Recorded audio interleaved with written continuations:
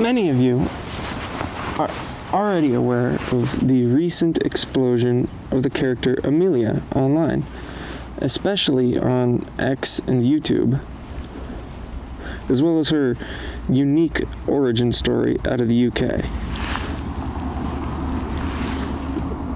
For those of you who don't know, an extremely disrespectful and intellectually dim video game. Teeth shall be mine, with candy and treats. Hold it, stop!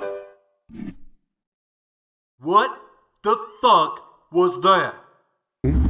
Called Immigration Pathways dropped. And the entire premise was basically to get bullied. To win, you're supposed to suppress the urge to push back while your nation's majority population and traditional values are bullied and shamed. Now, I'm not British, I'm American. And I used to make it a pretty big point out of not commenting on other countries' politics.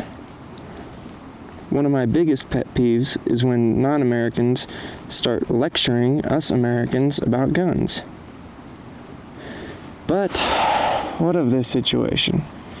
I think this is an exception, because what we're looking at here might genuinely be one of the most moronic and hilarious backfires of this century. The reason I consider this one of the foremost fuck-ups in all of the history of government propaganda is simple. The sheer amount of cultural history it had to ignore to even get greenlit is astonishing.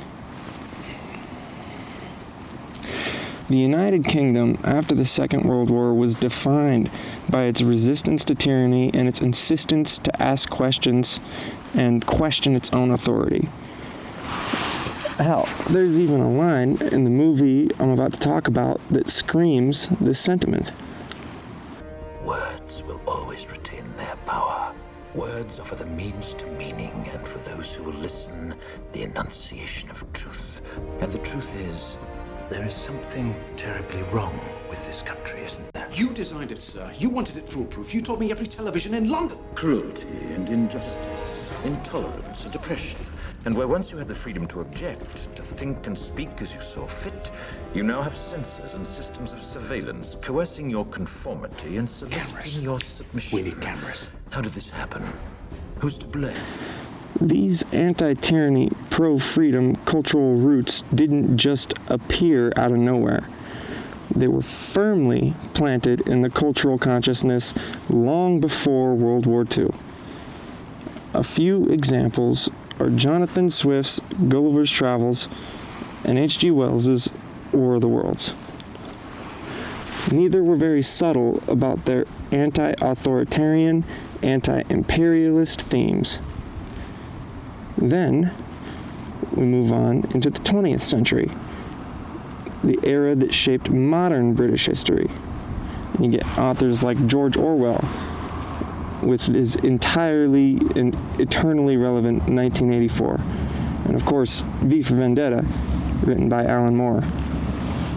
All British authors warning in one way or another about authoritarianism, imperialism, and tyranny. These are just the most famous examples. There are plenty of other works that aren't just about condemning evil, but about defining what good looks like. And needless to say, those stories are usually very fucking far from the nightmare worlds that Orwell wrote about. In other words, the most influential British writings that defined what the culture considered virtuous was also implicitly defining the opposite. To give a rough approximation, take J.R.R. Tolkien's Lord of the Rings. Perhaps one of the most culturally significant pieces of work from a British author ever written. If you've done something King Aragorn would disapprove of and think is wrong, on a base, fundamental level, It's probably because whatever you did is incorrigible. There is something to be said for figuring out acceptable behavior by looking at a culture's most famous mythical heroes and asking what would they think. Personally, I don't think Aragorn would be very chill with a secret police force or a ministry of truth in his kingdom. But that's just me. All of this is to say, the story of V for Vendetta rings truer and truer in the UK and in the US. For those of you who have not seen the movie, what are you doing here? Go watch it. Anyway, the story is about a visceral and violent symbolic reaction to a totalitarian government, and about a symbol rising out of that picture, something that can't truly die even after the hero does. In the story, the nation has lost its way and committed horrific crimes against its own people, as well as its neighbors. This is all after an admittedly vague fascist approximation takes control of the UK government. Gestapo, kidnappings, torture, a ministry of truth. The story is about V, this guy, reminding the people of how it used to be. People remember what it was like before tyranny. They remember what happened the last time the tentacles of evil wrapped around them. They remember the fictions, the cautionary tales, the warnings. They remember all of it. When the time comes, people refuse to kowtow. The death of this man will not be the death of his ideas, because you cannot kill an idea with bullets, Mr. Creedy.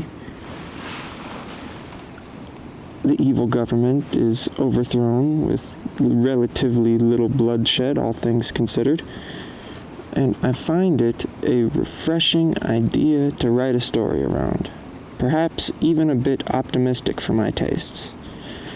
But the culture that has produced it has not forgotten the ideas themselves.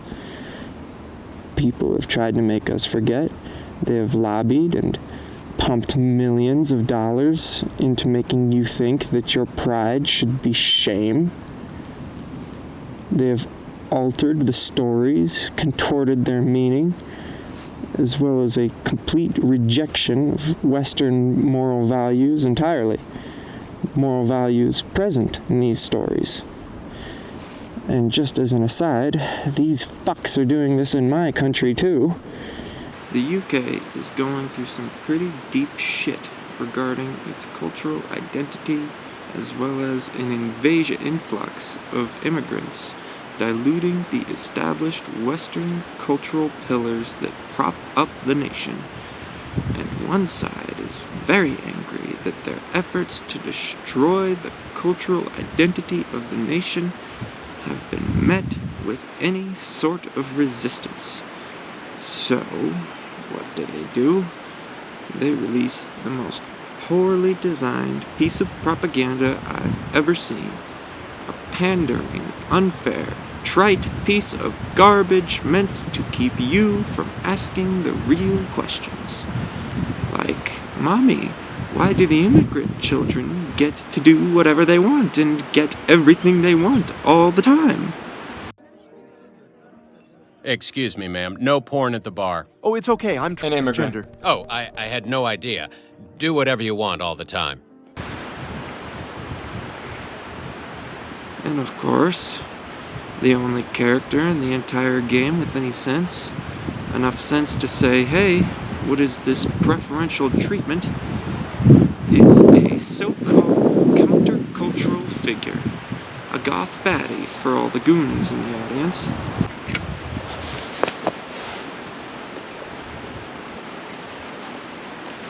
What exactly were they expecting to happen? Do you see the irony as clearly as I do? Naturally, whenever life gives the internet lemons, it doesn't just make lemonade.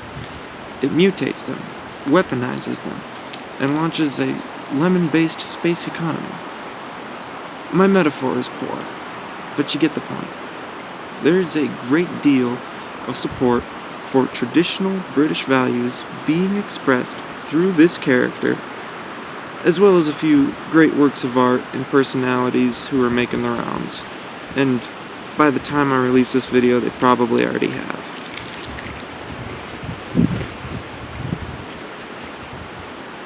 Anyway, I could not have imagined a more intense and entertaining response to the Amelia problem in this disgusting little propaganda game, and if it hasn't been obvious from the imagery I've shown, I'll just say it plainly. Amelia is the birth of a symbol. Kinda like V in the Guy Fawkes mask. Whereas Guy Fawkes in his death created a symbol that outlasted him, and Alan Moore later cemented similar ideas in his cultural works and expanded them into a very poignant fiction that eventually became a very badass movie. Wow, that's cultural evolution in its purest form.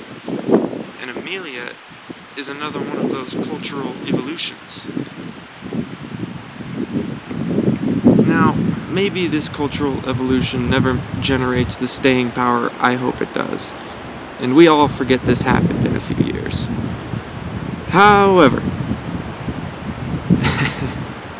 when you try to infect and mutate a culture unnaturally,